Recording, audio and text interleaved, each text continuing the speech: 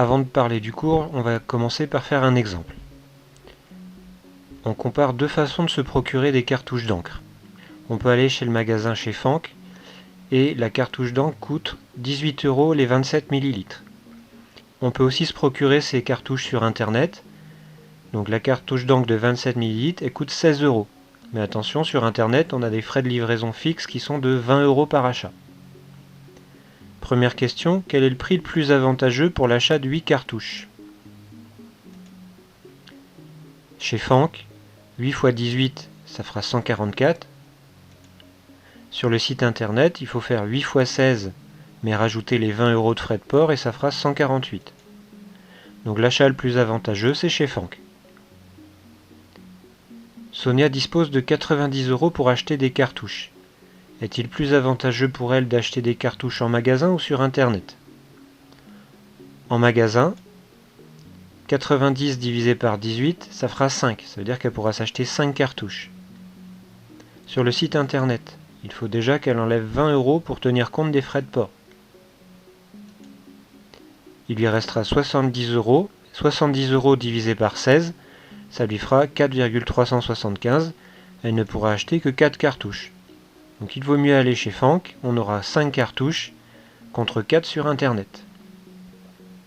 À partir de cette situation, on peut écrire les suites de calculs qu'on fait sous forme d'une fonction.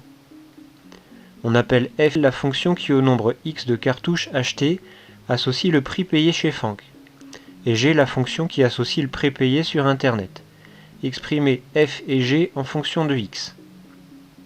Donc x est le nombre de cartouches achetées.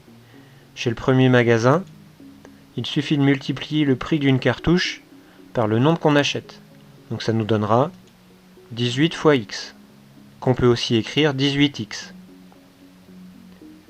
Sur le site internet, il faut multiplier le prix d'une cartouche par le nombre qu'on achète, et ensuite ajouter les frais de livraison.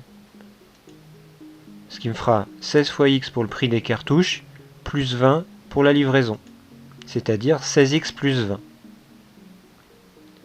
Ces deux types de fonctions, 18 fois x et 16x plus 20, ça fait partie d'une famille de fonctions dont je vais vous donner le nom plus tard. On va terminer l'exercice en parlant de graphique. Il faut représenter graphiquement ces deux fonctions. Donc je rappelle, pour représenter graphiquement une fonction, il faut choisir des antécédents et calculer leur image. Pour ensuite tracer les graphiques, on placera les points dans le repère. Ici, je prends le nombre de cartouches, donc de 0 à 13. Je calcule les prix avec la première fonction. Je calcule les prix avec la deuxième fonction. Et je vais placer les points. On fait attention, 1 mm sur l'axe vertical, ça va représenter 2 €. Je vais placer les points donc sur le repère. En violet, ce sera pour la fonction f, et en vert pour la fonction g. Le premier point, pour 0 cartouche achetée, on paye 0 € chez Fanck. Donc on obtient ce point-là. Ensuite, on continue. Pour une cartouche, on paye 18 €. Pour 2 cartouches, 36 €. Donc il faut faire attention à l'échelle, à la graduation. Pour 3 cartouches, 54 €. Et ainsi de suite.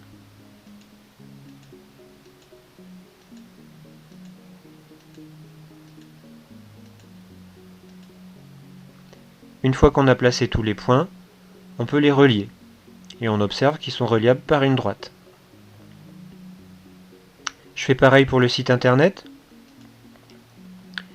Si jamais on avait la bêtise d'acheter 0 cartouche sur le site internet, il faudrait quand même payer les frais de port à 20 €. Ensuite, pour une cartouche, on paiera 36 €. Et ainsi de suite.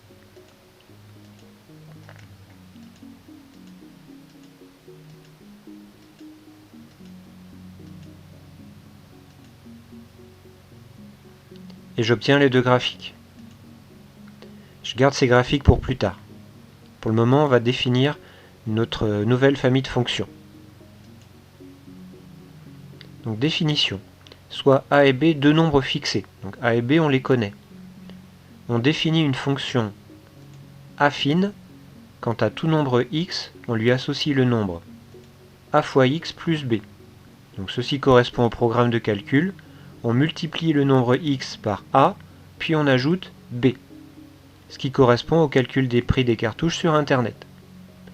On notera ça avec le vocabulaire des fonctions f de x est égal a fois x plus b, ou alors f à x, on lui associe a fois x plus b. Des exemples, soit f, la fonction définie par f de x est égal à 1,5x plus 5. Ici, c'est le 1,5 qui joue le rôle du a, et le 5 qui joue le rôle du b.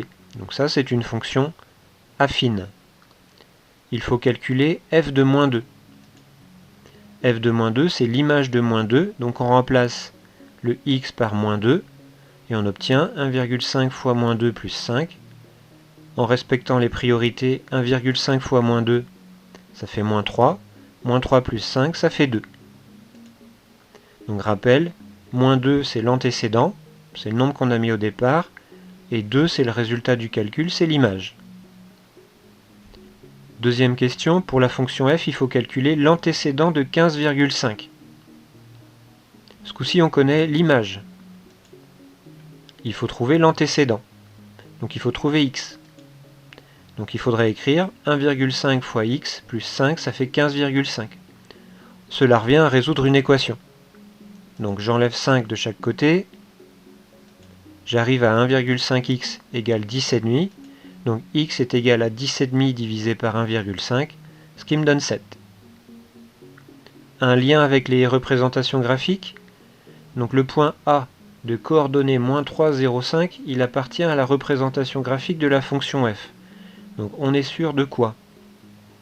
Quand on vous donne les coordonnées, la première c'est un antécédent et la deuxième c'est l'image. Donc on est sûr que l'image de moins 3, ce sera 0,5. Rappel sur les graphiques. Donc on a le graphique qui représente la fonction f. Quelle est l'image de moins 2 par la fonction f?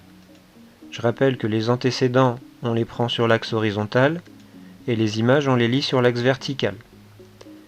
Donc quelle est l'image de moins 2? Donc ça veut dire que moins 2 c'est un antécédent, donc je pars de moins 2, je rejoins le graphique, et je vois que l'image c'est 2.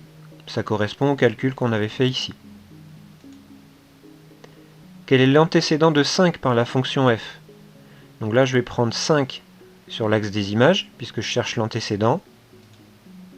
Je suis déjà sur la courbe, donc je vois que son antécédent à 5 c'est 0.